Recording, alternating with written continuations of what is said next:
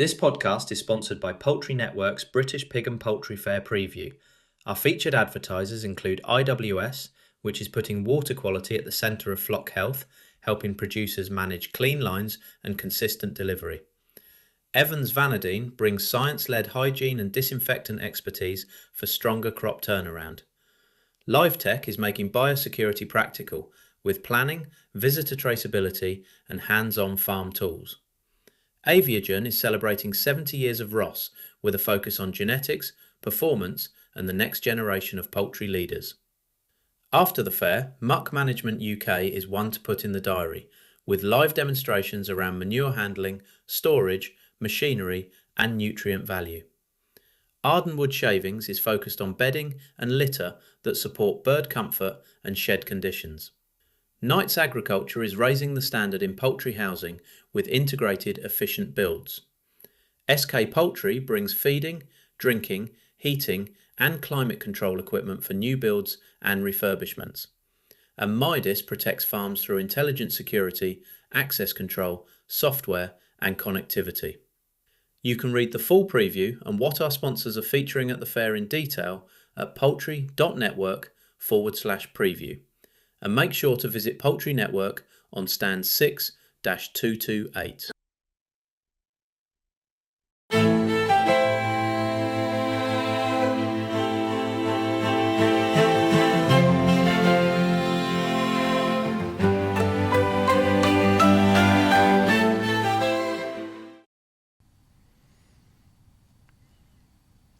Welcome back to another episode of the Poultry Network podcast. My name's Tom Willings.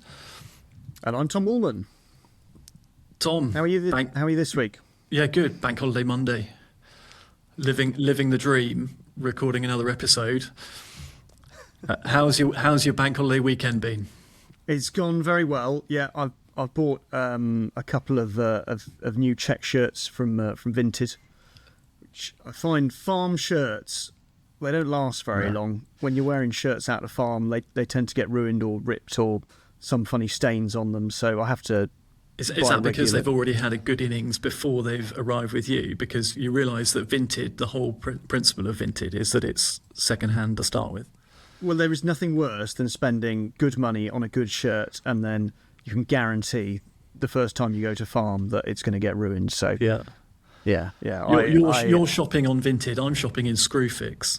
So for the last 6-7 months, all I've done is DIY and heavy duty gardening. So if you're wearing out shirts, I'm wearing out work gloves. I bought myself a very, very or what I thought were high quality and therefore very durable Stanley bright yellow leather gloves for working in the garden. I removed a fence this weekend actually. And with it, most of my hands, that were supposed to be protected inside these all singing, all dancing, not cheap gloves. So perhaps I need to go and have a look on Vinted and see what second-hand gloves there are. It's where the value is second-hand. You can always find something that's new in the packet or someone's never worn it. My kids are all over Vinted. The first thing in their description of what is in fashion, the first line is pre-loved. I don't it's new to me. Although I am a bit of a fan of eBay, I have to say. Well, I think this just points further to the difference in age between me and you, isn't it, Tom? With one of us the right side of 40, and one of us not the right side of 40, albeit. I'm not going to say which one is which. Yeah, you're the one with the moustache. We're both bald, I think. Yeah.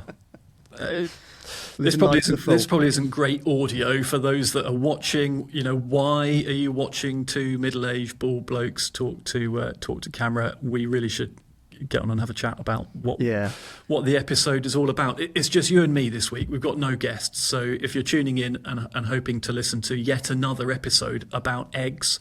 Then apologies. Yeah, I'd just like to take this point to make a formal complaint to the editor of the Poultry Network podcast, because for the past 3 weeks I've had to talk about eggs, and I don't mind talking about eggs, once in a while, but I do like to balance it with some poultry meat as well. And I'm a bit worried that all of those listeners that we've worked so hard to convert in the poultry meat sector are going to be switching off. So we're going to have a bit of a balanced episode this week, aren't we, where we're just going to have a bit of a roundup of things that have been in the news, things that have caught our eye, and looking ahead to the Pig and Poultry Fair, which is, of course, coming up on the 13th and the 14th of May. I take it you're going, Tom? I certainly am, and I'll tell you how keen I am. Go on. I'm staying in a hotel the night before I go there to make sure that I can be the first one at the door.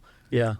Because why would you waste those precious, half an hour, whatever it is, before the place really gets busy? I can get in, I can speak to exactly who I need to speak to. So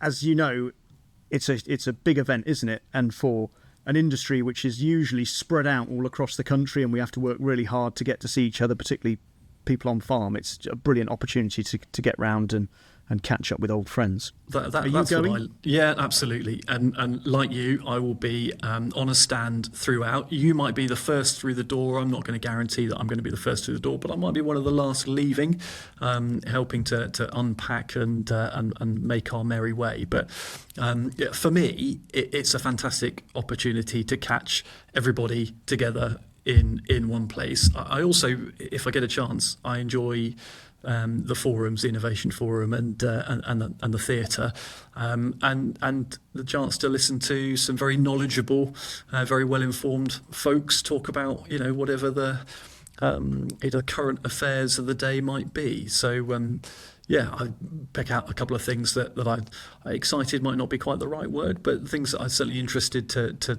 listen to. So in my working life, AI, meaning not avian influenza, but artificial intelligence. Insemination. No, you're going back to your lambing. I got that wrong again. Yeah. Artificial, if I can say it, intelligence is pretty much included in every marketing piece you ever read around software, poultry software.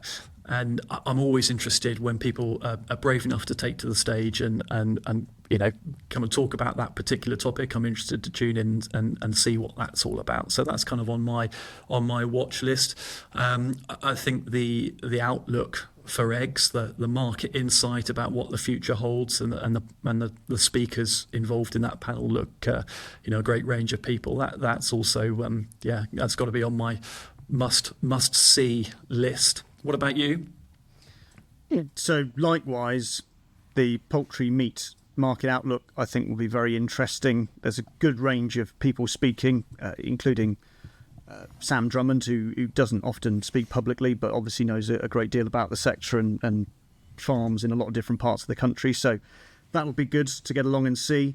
There's also a session on women in agriculture, with looking at different women working in different parts of the sector, pig and poultry, meat and egg, and focusing on retaining talent on farm, which I think is a really topical subject. In fact, I had a company meeting only a couple of weeks ago on the very subject on retaining talent. So I think that'll be a very interesting thing to go and see as well. Yeah. Very good. Very good. So, we'll see you at the show. We should also say that the Poultry Network have got a stand, and not just a stand, but a competition as well. So if you want to put your name in the proverbial hat for a Fortnum and Mason hamper, then pop along to the stand. If I'm not mistaken, it's stand 6228, Tom, if I remembered that correctly. 6228, yes. Yeah, fantastic. So, come along, meet Jake, the editor-in-chief, possibly Tom and I, and pop your name down, get involved with the competition, and who knows, you could be heading home with a carload of treats courtesy of Fortnum and Mason. Yeah, I mean, you can't beat a Fortnum and Mason hamper. The contents are always fantastic, and then you get this brilliant wicker hamper, can't you, that you can just keep around the house and brag to your neighbours and your visitors. You've gone off on one. I've never in my life experienced anything from Fortnum and Mason. I've seen the brand, I've seen the logo, highly aspirational, completely out of my league. I refer you to the previous conversation. Screwfix is what I know. And if it isn't Screwfix, it probably came from eBay in my house. Well, you're going to be looking, is there a stand with a competition where I can win some new gloves? That's what you're looking for. I'm going to be, I mean, we've said that there's some great stuff going on at the show. Let's be really, really honest for a moment. I'm going to be looking for some free buckets and any other things that I can use around about the house just to, save the pennies. Look after the pennies and the pounds will look after themselves, Tom. That's my advice to you. Yeah. Yeah. Well, and that's what I like about the show is there are always lots and lots of freebies, and I remember that there are an awful lot of farm staff who I've worked with who look forward to more than anything else going to the show and picking up some freebies, picking up some free pens, picking up some squishy chickens. There's something almost animalistic about being able to go and get a freebie. Yeah, and it's not the greatest behaviour. I don't think I'm going to call it out on here. If you're one of those people that goes to a trade stand and then takes a handful of pens, please don't. There's absolutely no need for it. There's plenty for everybody, but you don't need 17. So take one if you'd like, if you need a pen, but just leave the rest for other people. One is enough, please. Yeah. Thank you. And have a bit of variety in your life when you're choosing your pens. No one wants to be using the same pen for the next 15 years, do they? No. So what else is going on? There's quite a lot of news. We've obviously had a succession of guests come on in recent weeks, and we slightly missed, our regular roundup of what's going on in and about the news. I think from an egg sector point of view, the interruption at Joice Hill hatchery following a very, very unfortunate salmonella detection, followed by an incredibly rigorous and very rapid kind of deep dive that has given the site the all clear, fantastic news. That's been probably the dominant thing in the last few weeks for the egg sector, from what I can make out. What about on your side of the fence? So in the meat sector, really, there's been a couple of big stories. One is that Two Sisters have come out with a new commitment on the sourcing of their soya, which is it looks like good news. Looks like good news all round, I suppose, for Two Sisters and for the poultry sector in terms of being able to move forward in terms of sourcing raw materials in a more sustainable way.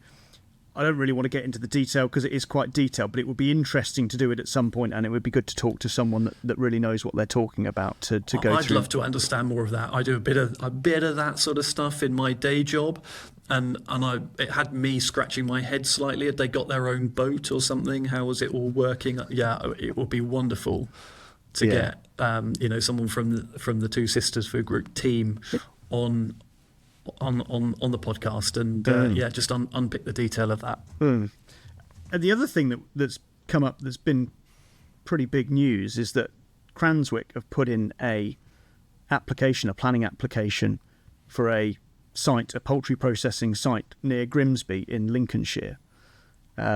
This planning application is for a site which could process up to 1.75 million birds, so it's a sizable investment, a 30-acre site.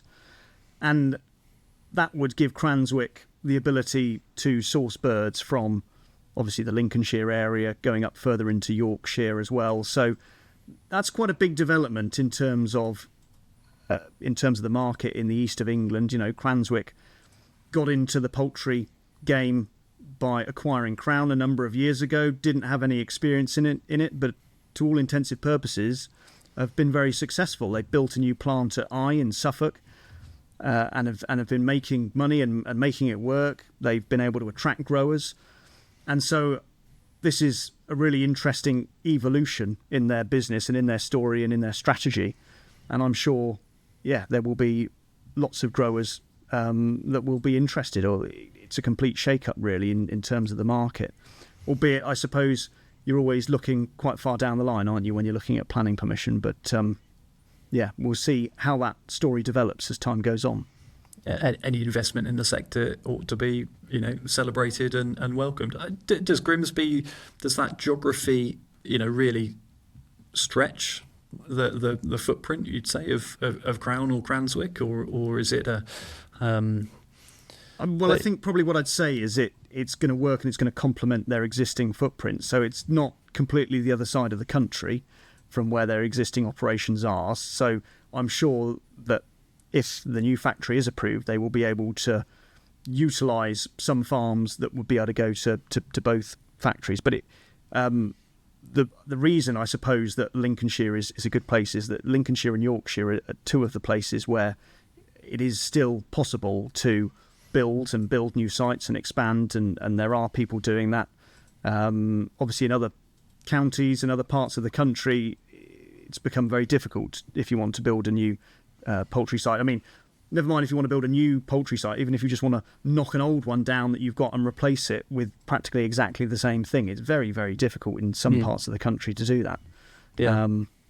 And on the egg sector, we've been reviewing some of the latest production figures, haven't we, in terms of what's been happening with free-range egg production versus colony production versus barn production.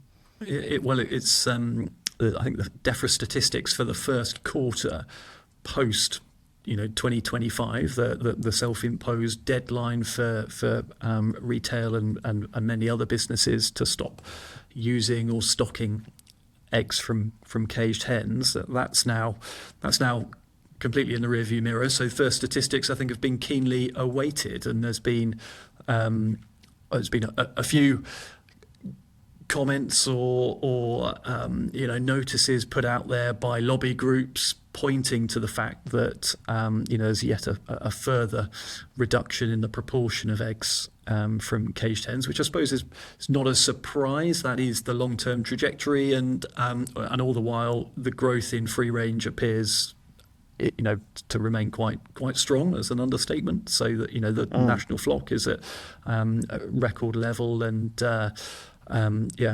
capacity approaching 50 million, which is absolutely phenomenal. Not a surprise that the proportion of eggs from caged hens is falling.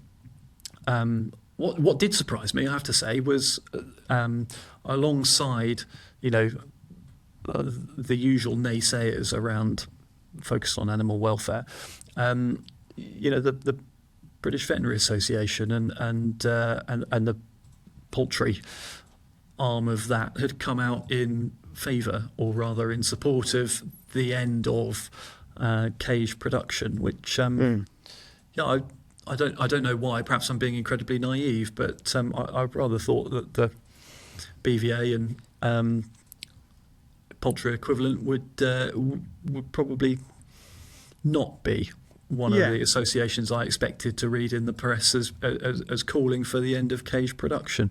Yeah.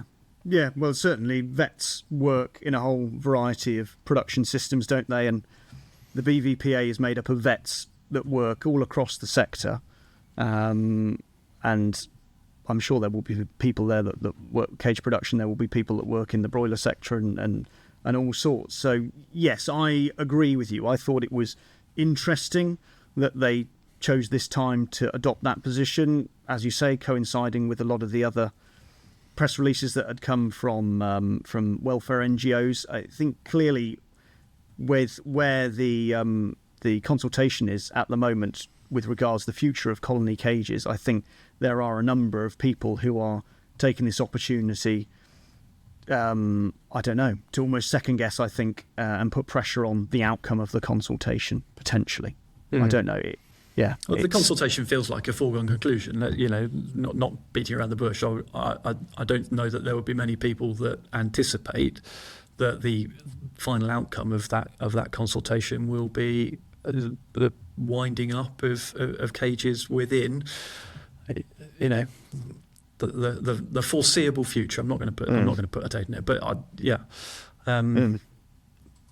it would be great to speak to the BVPA about that position, wouldn't it? And just explain their thinking and why. I think if I was a cage producer and I'd been a a cage producer or colony egg producer in good faith responding to the 2012 cage legislation change. I don't think I'd expect the association speaking for my vet, who's the first word I would think of when I think of my vet would probably be loyal. I don't think I'd expect to be reading commentary from the veterinary association saying that you know the business I was involved with was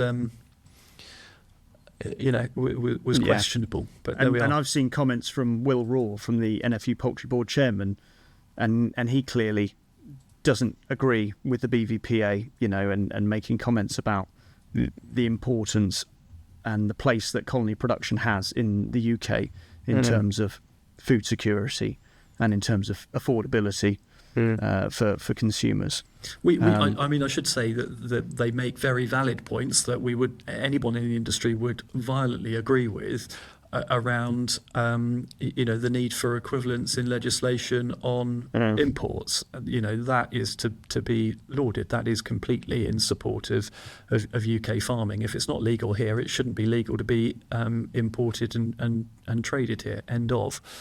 But yeah, I think that's the trouble, isn't it? Is we know we can think these things, and everyone will say in an ideal world, this is what trade should be, but the reality never seems to match it, doesn't it? And it's incredibly difficult to do a trade policy which specifically references welfare. Trade policies reference all sorts of other things. Welfare is not one of those things which tends to get any attention at that level. Yeah. The other thing on the kind of horizon or the watch out list is that the River Wye was back in the news this week. So Avara and the water company, I think, both in the High Court a week or so ago. I've not seen any other coverage as to the outcome or the progress of the hearing, but interested to see just how that develops in the weeks ahead. Yeah. No, it was quite funny. I think I was at a hotel, and it came up on the TV behind the reception desk on BBC News.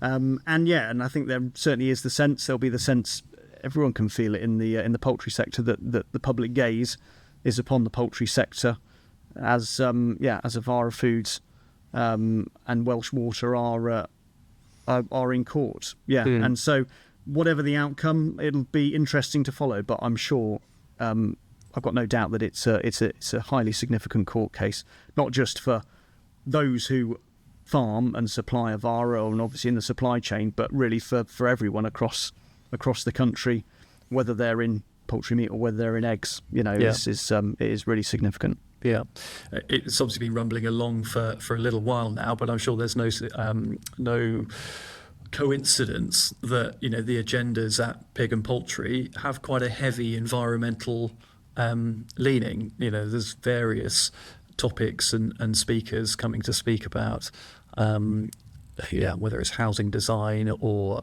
ammonia controls, etc. And I'm certain that is for the long-term good as well.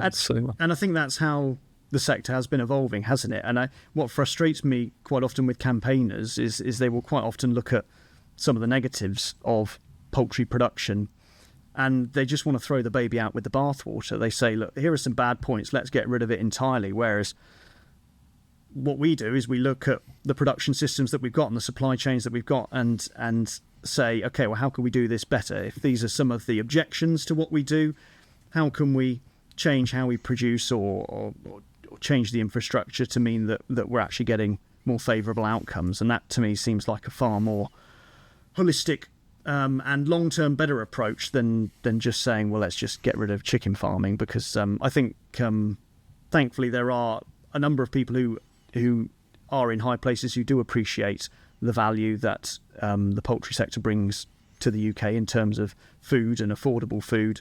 And if you just got rid of it entirely, I mean, goodness knows what the outcome would be if you had empty shelves. I mean, we remember back to when we had empty shelves, don't we? Whether it was at COVID or whether it was in 2022 with the eggs and it soon rises up the political agenda, doesn't it? Food security and food inflation. Resilience. Yeah, absolutely. And back to your point there, continuous improvement is a phrase you hear in every single walk of life. It's not, stop, let's go and completely change direction and find something else to do. It's find a way to optimise and continually get better at what you're doing. Mm-hmm. So, Tom, good to talk to you. Look forward to seeing you at Pig and Poultry. If you're listening to this, please do pop along to the stand. That number again was 6228. Come and see us and enter the competition. If you haven't already, please do subscribe so that you make sure you get every episode from the podcast, and we'll be back next week, most likely with another guest. So thank you for now, and see you next time.